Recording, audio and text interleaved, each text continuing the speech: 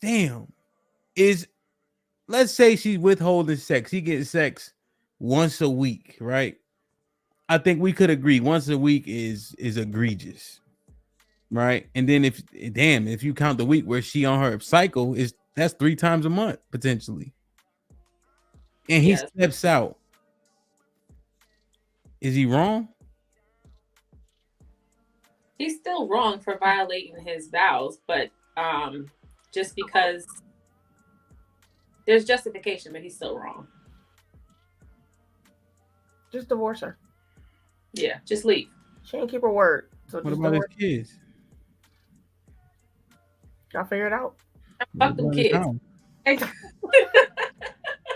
What about his house? He can't keep her word. He can't, stay faithful. I mean, but what about all the other things, right? The problem is she ain't busting it open. So you better figure it out. What's worth more, your family or the sex? Shit. Yeah, like what level of I think that's what we're getting at. That sounds fucking no. Sorry, I'm not sorry. Sweet B, you just really feel. And that, come on, man. That's crazy. That y'all, did you hear what Mary just said? Say it one more time. Say it with your chest. Tia said, look at this. Somebody come look at this. Yo, this is crazy, man. What did you say, Mary? I said he better figure out what's worth more, the fucking sex or the goddamn family. She's not That's wrong. Crazy, bro. That you have to make that type of decision. But I'm not saying it's right. But again, if you make vows to be with somebody through sickness and health, they get them better or worse, up, down, sideways, left, right, whatever the fuck. I mean, do you understand what you're saying? Yes. That's wild that a man would have to be in the position to pick either his family or sex with somebody else? That is definitely wild. I understand that. I know exactly what I said. Now, again, as wild as it may seem, that's what it could possibly come down to. Is there any justifiable reason why your woman? Yeah, we know things like sickness, right? Postpartum, like things like that. I mean, the men have to be considerate, right? But generally speaking, if you can't unveil anything, and this is happening to men without all the circumstances that are justifiable, that's what we're talking about. You know what I mean? But outside of that, like, come on, man. And then I think men are having these conversations. I was just ready to say, are they having the conversations, but are they having the conversations to show that they're serious about it? Yeah. All right, now that right there is serious. I mean, I'm asking a question. So, and I don't want to use you as an example, but before, let's hypothetically, you're dating your wife, your soon-to-be wife, you're dating her, you're having this conversation, like you say. If you say, look, the first time y'all went on a date, you're like, I gotta have sex every day. Like if we get married, I say, you realize you only come over on Thursdays and Sundays, right? What are you talking about? That's what I told my wife. But that's not telling her that you. No, but I'm telling you how we had, like, yo, you realize you relegated to these days, right? Why so you if just we do this thing, you got to fulfill all these days. But why you just can't say sex is important to me? No, see, that's the thing. You know exactly what I'm saying. I understand what you're saying. Exactly. So that's the thing. Men don't have to say, listen, we have the conversation, but people can play dumb all they want. That doesn't justify it. So at what point do men get a pass? Like, what you feel like, say your wife only giving you sex once a week. How long does that last before you feel like you should get a pass? No, you had to have the conversation. Right. And then well, that's what we minding out. As women, you guys are sitting here. This is happening to 25% of men. This is very important. Men will argue that it is a need. He's telling you that, yo, this is not working. What do y'all think? I just can't imagine it not working. I'm like, let me. If you have the conversation, Or Let me why are be you talking like Christopher Walken? Like, what the fuck you? Like, I can't hear I have my head is stuffy, so I can't. I feel like I'm talking loud. you're not. You keep like. I'm not. Go ahead, sis. What are you saying? Or who is talking?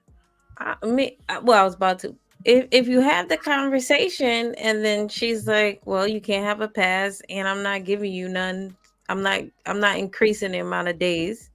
Then somebody gotta make a choice at that point, because it's only gonna snowball into other arguments, fights, and cheating, and so on and so forth. Sweet B. I agree with sis. Mm. It affects. That's another thing too. Like, okay, the withholding sex, or like it's more sometimes than just the physical. Like, there can be other things at play as to why the woman doesn't want to have sex. But he's mad. He's upset. He pays his bills. Yeah, so I'm not disagreeing with you. I'm just saying that sex, like the sexual act of having sex, there's a mental component to it for women. Maybe not so much for men, but there's a mental component, there's an emotional component, like there's other things than just the physical. So if she isn't giving the physical, there may be some other areas that's not balanced. You know what I'm saying? That's not being met. Is he responsible for her happiness, you think? Absolutely. At a percentage or period? That's a period. You're responsible for your happiness, and he's responsible for her. Go ahead. Sorry. Did you hear? No, I don't know if you heard me. No, you yourself are responsible for your own happiness. Oh yeah, that's what I said. Is he responsible for her happiness? Oh no. So my and was gonna be, because it's not a but, so I don't want to negate what I just said. And the people that like you're in a relationship with, they support the environment too. So it's like it's both that needs to be going on. Like, I'm responsible for my happiness, and you support that because you're my environment, you're in my space. Yeah, I think Sunshine said it in the chat. Like, make sure you don't fuck it up for me, though. Right? A person can be a negative impact on how you feel, for sure. That's fair. Man, get the likes up. Let's revisit this last thing real quick, man. Because it sucks. Like that would be a terrible deal, man. And you see, like, men are hesitating more than ever on signing that contract. So if that can be done to you just because somebody feels a certain way or they get upset at you, and then men would argue they need sex and you simply can't have it, and then you can't do anything about it either. Yeah, that's messed up. And then men, do you guys agree that men are solution oriented or no? I think they are. That's what I was ready to say. I think they can help it. They can, much like Sweet B said, if your wife is feeling a certain way and you never ask her why, but then you're just like, you're not having sex with me, and then it just keeps revolving. No one is solving the problem. But she said she's responsible, right? She's responsible for her own happiness. However, you also have to support it, like she said. And supporting it means y'all sit down and have a conversation about what is going on. Mm-hmm. Why is it going on? And what do we need to do to solve the problem? What does that have to do with her fulfilling her duty? But you see how it's problematic, where you're not doing it on purpose, but you're giving a reason or an excuse or a justification for why these men may be sex deprived. But that is a duty. That is an agreement, right? And then you believe in the Bible for the most part. Your body's no longer yours. So how do we align all that? And then I got to do all this navigating for you to fulfill your duty. See, that's what is conflicting. Maybe people really don't believe the Bible like they say they do. Maybe they be lying. That part. Who you talking to? Why you talking to somebody else? Adrian gonna come running in there. Gonna come waddling in there. So, when you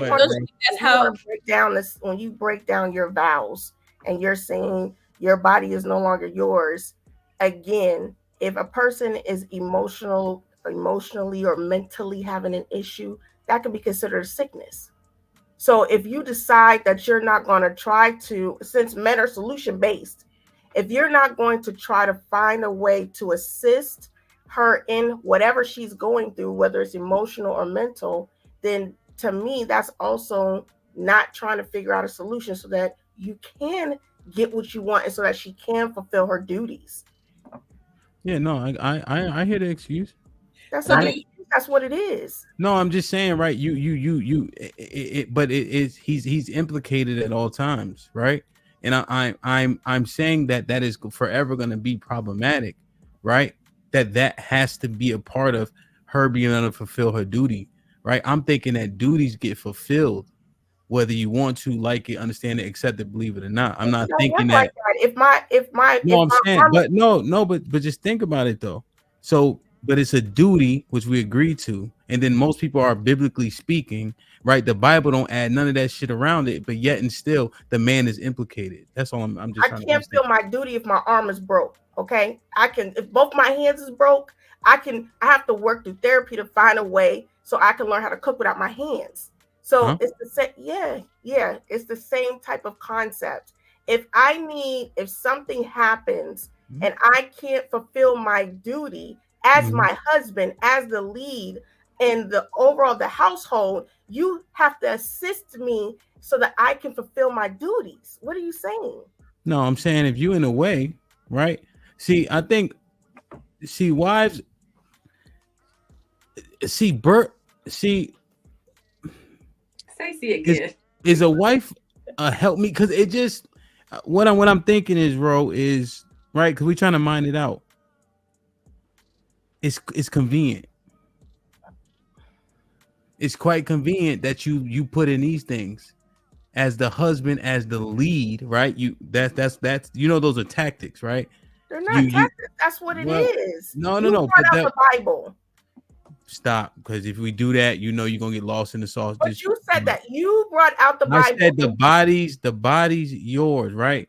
The body's not yours, also, right? So if you go to Ephesians, make sure you start with the woman submits, right? You know that a husband can give his wife commandments. So all that what you're saying actually doesn't apply if you really apply the Bible. So if my body is yours, Ham, and that means I don't have to. But think about what you're saying. Who's supposed to make it work? You're talking about sex, right? Right?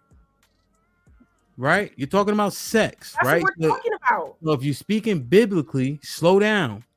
There's nothing in there that says I need to make sure your mind is right because your body already belongs to me. Hold on, I'm gonna interject respectfully. Because it says that, wives submit to your husbands, that's, and then men love your wives as Christ loved the church. So you mean to tell me that what it looks like for a man to love his wife the way Christ loved the church is to not be concerned with her mental well-being? Because Christ is concerned with our mental well-being. Why you say that? That's the duty that the husband has that you're talking about. Why do you say that? Because it literally says, husbands, wives submit to your husband. Do you know how he loved the church? I do. Follow what I'm saying, though. It says husbands love your wives as Christ loved the church and gave himself up for her. How? Where's this loving, nurturing thing at, though? The point is that while people were still in their sin, Christ died for them so that they could have relationships. I understand. So let's go back to the sex part. Go back to the sex part with the man and wife. We're not talking. But see, that's the thing. I was talking about sex, right? And how the body. Wait a minute. Yeah, but I was already there. Rose started talking about emotions and feelings. So when you talk about Christ, but the reason why you can't connect it is because you haven't mentioned emotions yet concerning Christ and the church. I'm connecting the two. Your soul is your mind, your will, and your emotions. Our soul. So Christ died so that our souls can be saved. Our soul, our mind, our will, and our emotion, our soul. So when you cry, for those who are Christian, everybody's not, but I'm speaking for those who are Christian, right? So when you get saved and when you accept Christ as your Lord and Savior, your spirit man is regenerated right then and there. Your soul. What are you talking about? I'm asking about the I'm feeling talking about part. the emotional part. All right, get there. Let me hear it. Right. So the soul is the emotional part. That's what Christ died to save for people. For the people who believe that that's what they believe. The soul, the mind, the will, and the emotion. So when it says, husbands, love your wives as Christ loved the church, that literally means care about her soul, care about her mind, care about her emotions, where she's at, her passion and her desires. Care about that. I feel like men, you just added to the Bible. You could get a lot of men. But Sweet B, why do you get to keep going if you just added to the Bible? I'm coming back to the emotional part. I know, but I can't. But isn't it right for me to stop you if you just added to the Bible something that wasn't in there? I didn't. What did I add? You talked something about soul and love and all this other stuff. Your soul, your mind, your will, and your emotions. If a wife is emotionally unwell, the Bible says, husbands, love your wives as Christ loved the church and gave himself up for her. That involves the soul. Okay. Do you know? So a husband should care about a wife. Do you know Jesus? All right. What did he do in the temple? We're not going to get nowhere. No, because y'all don't know what y'all talking about. No, because right? You're not hearing what I'm saying. So, but because what I'm saying is you're just literally adding to the Bible, right? Let's not I didn't do add that. Anything. Let's assess what Christ. And that's no, okay. It doesn't say all of that, right? So let's pull the scripture. I'll pull it up. Let's assess what Christ's conduct was. Do you know that he's calling austere man? Do you know what austere means? Cold. When the dude came to him and called him good, what did he say? Don't call me good, nigga. There's only good but one. Go keep the commandments, right? There was nothing about this shit that y'all talking about. He died and fulfilled his duty, right? And then when Paul expounds on Ephesians 5 and 1 Corinthians 7, he says your body does not belong to you. So it has nothing to do with feeling good. That's the point I'm making. You were right. But you're missing part of the soul. You're skipping that part because it matters. I'm just saying that you're putting it in, but it's not there. That's what I'm saying. It is there. It's there. It's there. Literally, if you want to see it. Now, if you don't want to see it, that's another conversation. Me? But your soul matters. So a husband, what does it look like for a husband to love his wife as Christ loved the church? What does that look like then? And he gave himself for it. He fulfills his duty. But what does it look like? Because it's not just going to work and getting bread. What else is involved with that? What does it look like? That's my question to you. Just like Christ, you fulfill your duty, you take care of what you need to take care of, right? As long as you have respect, all that love shit is not a part of the equation. Love is actually overrated and fleeting, but people get married off love, which is why I would argue that the divorce rate's so high. If people got married off purpose, like they do like the Hindus do when they get arranged marriage and have a 7% divorce rate, is because it's for duty, responsibility, right? And love don't got nothing to do with it. That's why this argument doesn't make sense. I agree with you that you should not marry for love. Love, agape love, it looks like caring about your partner's well-being, emotionally, physically, otherwise. I'll end it there.